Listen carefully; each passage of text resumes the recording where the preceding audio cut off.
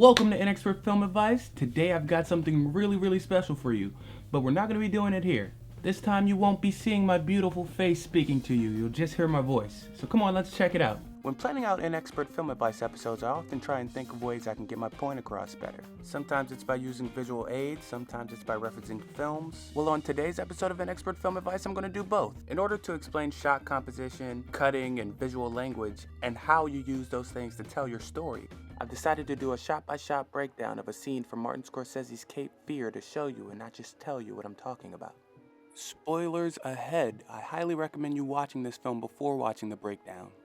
Now let's dive into it. Now here's the setup. After a 14-year prison sentence, Robert De Niro's Max Cady has been obsessively stalking Nick Nolte's Sam Bowden, who was the lawyer that defended him 14 years back. Rightly feeling that Sam didn't defend him to the best of his abilities, Max decides to take justice into his own hands by seeking revenge against Sam and his family. Sam, along with his wife Lee, played by Jessica Lange, and his daughter Danielle, played by Juliette Lewis, have been stalked and harassed by Max Cady up until this point in the film. So what we're about to see is the midpoint of the film where Max Cady has decided to target Sam's daughter Danielle, who throughout the film has been feeling kind of neglected and ignored by her parents, and is really just seeking attention and affection. Posing as her teacher, Max Cady gives Danielle a seductive and alluring phone call that provides her with the attention that she's been seeking from her parents, albeit a different type of attention. Extremely convincing as her teacher, he lures her into the theater, and then we get this scene. Let's break it down. So one of the first things I want to point out is the brilliant Hansel and Gretel-esque set design. Hello? The gingerbread home that lures the children in, not knowing that there's evil behind. Nadine? I thought that was really cool. One thing you'll notice in the first part of this scene is that Danielle's always shot from a low angle. We'll get into why a bit later, but right now I want you to notice how Max Cady is presented through lighting, framing, and camera movement.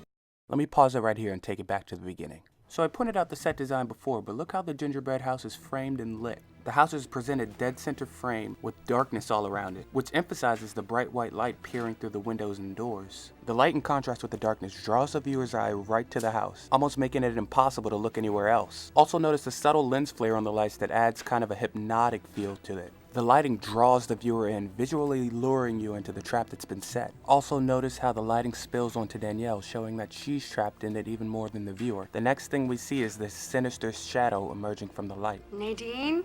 The opening of this scene is a perfect example of how to build dread for your audience, with the slowly creeping camera movements towards the danger, and even the hesitation in her walking down the steps. It's because of the information that we have from earlier in the film and how crazy Max Cady is and the psychotic things that he's willing to do, that we know that Danielle is in danger. Holding the audience back with slow camera movements and Danielle slowly coming down the steps builds our anxiety even higher because we want her to turn around and run the other way. Going back for a moment, there are two things I want you to notice. The first thing is this shot of Danielle looking back as she comes down the steps. This is the director acknowledging the audience's anxieties and almost saying that there's nothing you can do about it. She looks back just for a brief moment and the audience is almost willing her to turn around, but she doesn't, which builds the dread even further. The second thing I want you to notice is how Max Cady's face is obscured for the most part, hiding his true intentions from Danielle. Everywhere except in this shot. I believe this is to show how alluring Max Cady is for Danielle right now. Drama? He's smoking weed, which we know Danielle likes to do, and she's gotten in trouble for it earlier in the film. And again, with the light, as he lights the lighter, it illuminates his face from the darkness and draws her in more like a moth to a flame. Drama class? Now look at this. He cuts back to the master to show Max Cady in the light now. Now he actually is the light that's drawing her in. Now we continue with parts of Max Cady being obscured and him being shrouded in shadows, which we spoke about before. But what I want you to notice is the framing on Danielle. Notice how the candy canes keep her separate from Max Cady. Yeah. Even she knows something is slightly off. But also notice she's still shot in a low angle, and he's shot from above. That's very important. Keep it in mind. Cecile James? No, I'm Danielle Bowden. Danielle? Oh, we spoke last night. Yeah. Oh, I'm sorry. How rude. It's okay.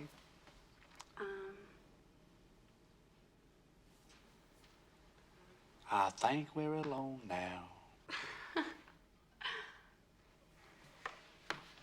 And then bam, right here, she crosses over the candy canes to get the weed from Max Cady.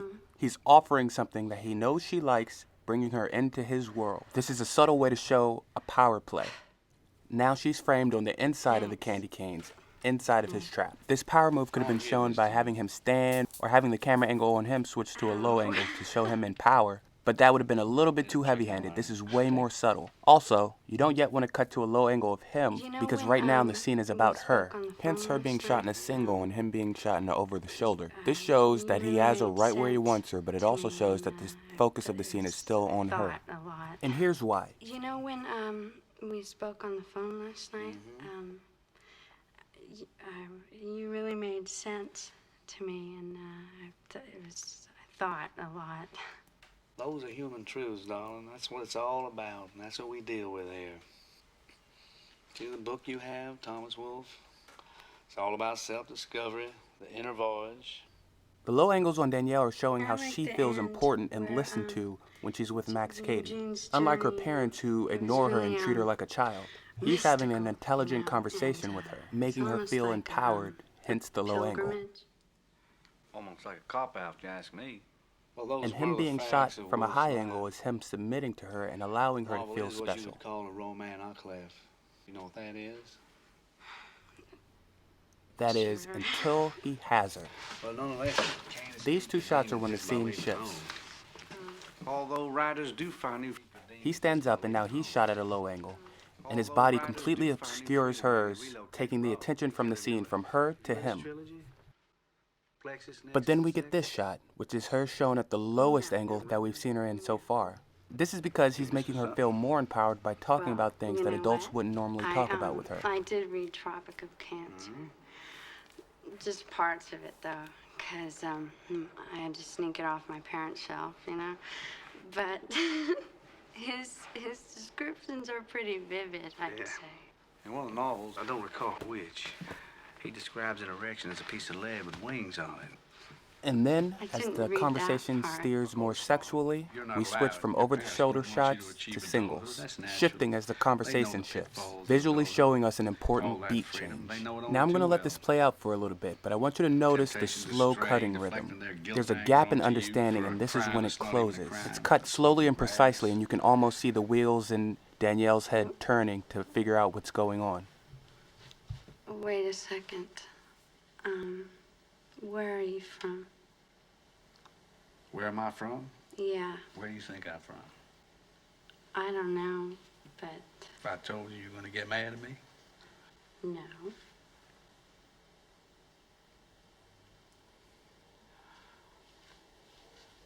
I'm from the Black Forest. That's funny.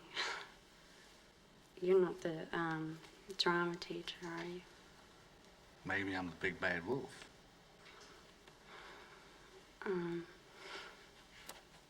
So you're that guy that's been hanging around the house? You're the one that killed my mom's dog? Your mom's dog was killed? Yeah. I didn't even know anything about that. That's a shame. That's a damn shame. So that this video isn't too long, I'm dog going to was skip it? ahead a bit.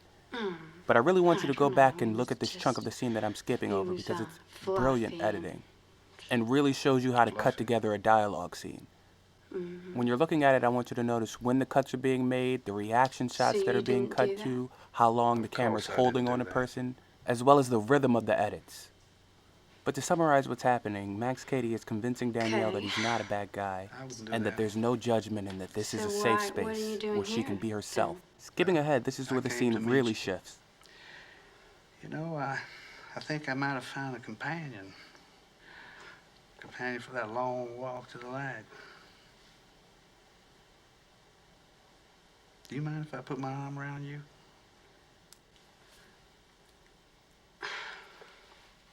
Um,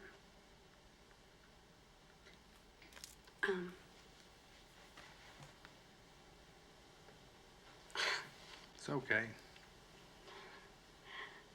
no, I don't mind. Okay.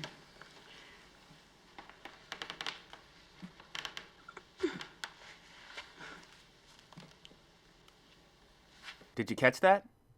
Let's see that again. we go back to an over-the-shoulder shot, where Max Cady walks into the frame and he's shot at a low angle, completely towering over Danielle. This is also the first time since Here where he's shown center frame. So Martin Scorsese is using a low angle and center framing and an over-the-shoulder shot to show Max Cady's power over Danielle. And then for the first time in the scene, once Max Cady finally has her, we see Danielle from a high angle, putting her in a weaker position.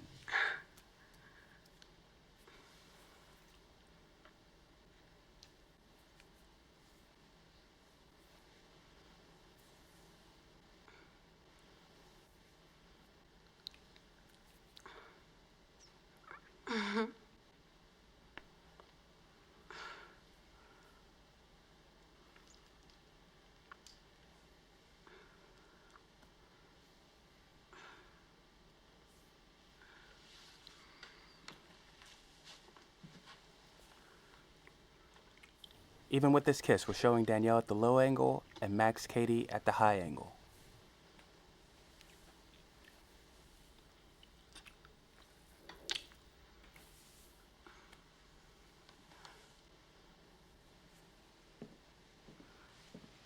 And then we get Max Cady walking away at the lowest angle we've seen anybody in yet, putting him in the ultimate position of power.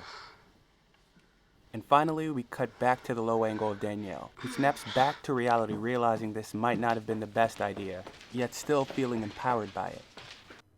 Although this isn't considered to be one of Martin Scorsese's greatest films, I still think it's worth the watch. It's a solid film with some truly great moments and great performances that I think you'll enjoy. Anybody who likes Martin Scorsese films will love this. He's in my top 5 filmmakers of all time, so I think any film he's done is worth the watch.